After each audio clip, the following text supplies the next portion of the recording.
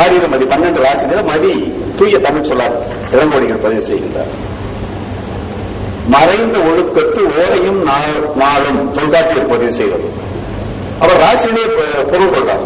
தொல்காப்பி மகளிர் விளையாட்டு ஒரு பொருள். இந்த ஓரை என்பது ஓரை பாதையை கொண்டு விளையாடும் கலித்தொகை நச்சர் உரை சொல்றார். ஓரை ஆயத்து ஒன்றடி மகளிர் ஓரை ஆயம் கூற நிறைய கட்டுரைகளில் நிறைய மேற்கோள் காட்டியிருக்கார். அடுத்த அந்த ஓரைகளுக்கு குறவை ஆடல் அப்படின்னு ஒரு பொருள்.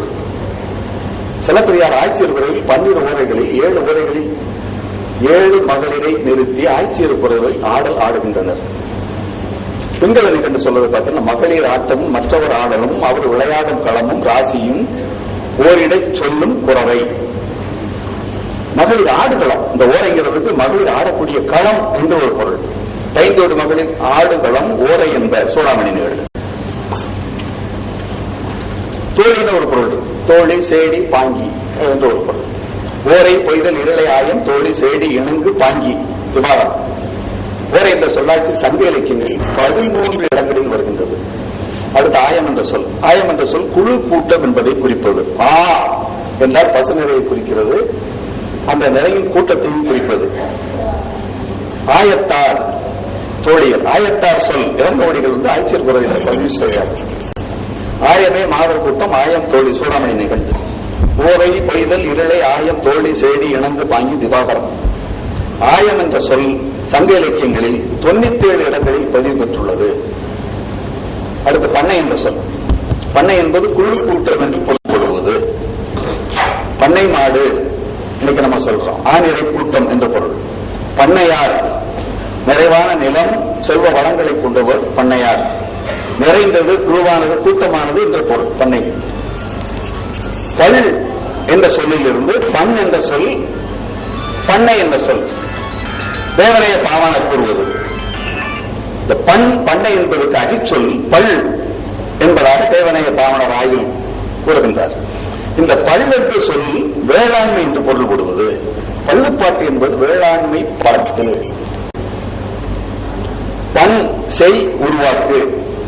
பண்ணு ராகம் தேர்ந்த இசைச்சுர கூட்டம். பண்ணியாள் சுருதி சேர்க்கப்பட்ட யாழ். பாணி பாட்டு 5 சொரப்பண் கைத்தாளம்.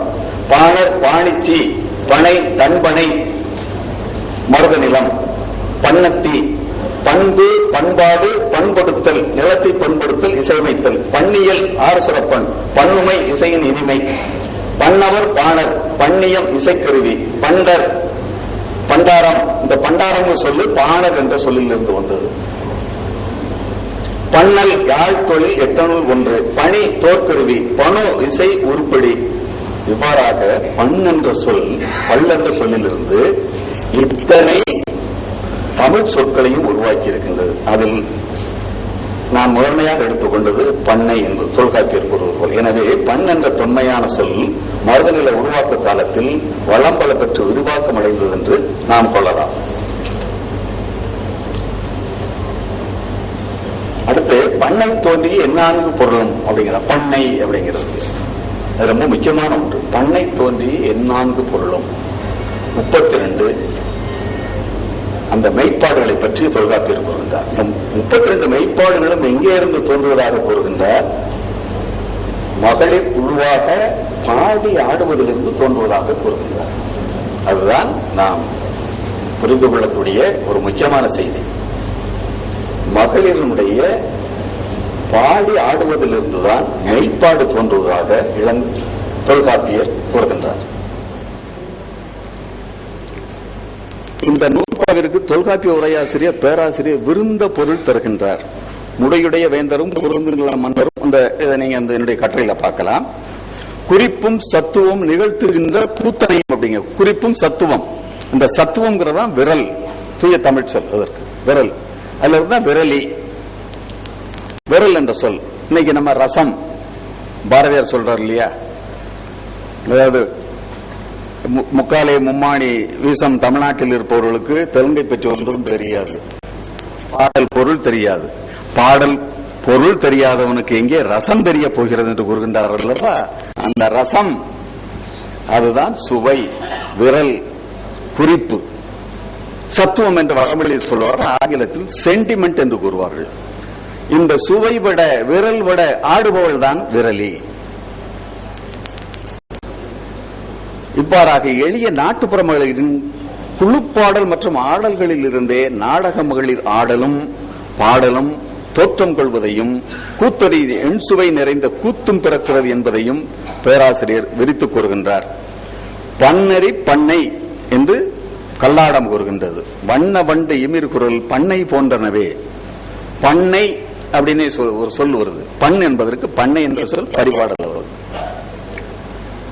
இப்ப அந்த மேற்கண்ட நூற்பாவிற்கு இளம்பூரணர் கூறுகின்ற உரை பண்ணை தோன்றி என்பது விளையாட்டு ஆயத்தின்கண் தோன்றிய. நேரடியாகவே பொருள் சொல்றார். நம்ம கொண்டு கூட்டி பொருள் சொல்ல வேண்டியதில்லை. இளம்பூரணர் அவர் தான் உரையாசிரியர். நம்ம சொல்றோம் தொல்காப்பியர் உரையாசிரியர் பட்டமே இளம்பூரணருக்கு தான். அவர் சொல்றது நேரடியாகவே அவர் சொல்லியிருந்தார். பண்ணை தோன்றி என்பது விளையாட்டு ஆயத்தின் கண் தோன்றிய. ஆக நான் இந்த கற்றை வாயிலாக உங்களுக்கு கூறுவது பண்டைய வேலன் வெறியாட்டு என்ற சடங்கு நிகழ்த்து முறைகளிலிருந்து இசை பிறக்கின்றது. அடுத்து கட்டுவிச்சு பாடல், கொடிச்சியர் பாடல், கட்டுவிச்சு பாடல் என்று கூறுகின்றோம் அல்லவா. கொடிச்சியர் கொடிவரை மரங்கில் குறிஞ்சி பாட. இளங்கோடிகள் சொல்றார் இல்லையா, குரல் குரலாக வருமுறை பாலையில் துத்தம் குரலா தொன்முறை இயற்கையின் அந்தீம் குறிஞ்சி அகவன் மகளிர், அகவன் மகள். அதுல இருந்து இசை நமக்கு வருது. மூன்றாவதாக பெண்கள் குழுவாக விளையாடும் பொழுது ஆடி பாடுவதிலிருந்து நம்முடைய பண் தோன்றுகிறது. விரல் என்ற ரசம் சத்துவம் தோன்றுகிறது. இதை தொல்காப்பியர் பதிவு செய்கின்றார். முதன்மையாக நாட்டுப்புற இசைக்கும் மகளிரின் ஆடல் பாடலுக்கும் அவர் முதன்மை தருகின்றார். இதுவே என்னுடைய கற்றையினுடைய நோக்கம். முடிவாக ஒன்று மட்டும் கூறி நான் விடைபெறுகின்றேன். சிலம்பின் முதல் காதையில் மங்களமடந்தையர் பாடும் மங்கள வாழ்த்து பாடல் பண்டைய பண்ணையின் வழிவந்தது. இன்னும் ஆய்ச்சியர் குறவை, குன்றக்குறவை, வேட்டுவ வரி என்பது பண்ணையே. பெண்டிற் பாடி ஆடும் வள்ளைப்பாட்டு, அம்மானை வரி, கந்துக வரி, ஊசல் வரி முதலிய இசைப்பாடலும் கூடிய ஆடல் இம்மரபிலிருந்து வந்ததே. நாட்டார் இசையை வானளவு பாடிய அருள்மணி வாசகரின் திரு அம்மானை, திருப்பற்சுன்னம், திருக்கோத்தும்பி, திருத்தள்ளேனம், திருச்சாளல், திருப்பூவல்லி, திருத்தோள் நோக்கம், திருப்பொன்னூசல் முதலிய இலக்கியங்களுக்கு தோற்றுவாயாக இருந்தது தொல்காப்பியர் அடிப்படையில் கூறிய மகளின் ஆடல் பாடலான இந்த பண்ணையே என்றும் நாம் பாடுகின்றோம். சாந்து பொட்டு தளதளங்க அன்பிலிருந்து மரபு தொடர்ச்சி. முத்து முத்தா பச்சரிசி குத்தத்தா வேணும், இதே மரபு தொடர்ச்சி இன்று வரை.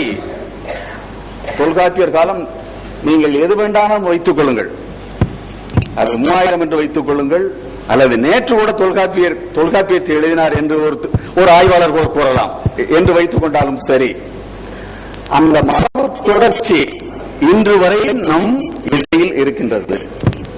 வாராயன் தோழி வாராயோ, தோழிகளாக பாடுவது, இதெல்லாம் நம்முடைய இசை மரபில் விடுபடாமல் தொல்காப்பியர் காட்டுகின்ற இந்த மரபு தொன்று தொட்டு 3000 ஆண்டுகளாக வருகின்றது என்பதை கூறி எனக்கு வாய்ப்பளித்த பெரியவர்களுக்கு நன்றி கூறி அமைகின்றேன். நன்றி, வணக்கம்.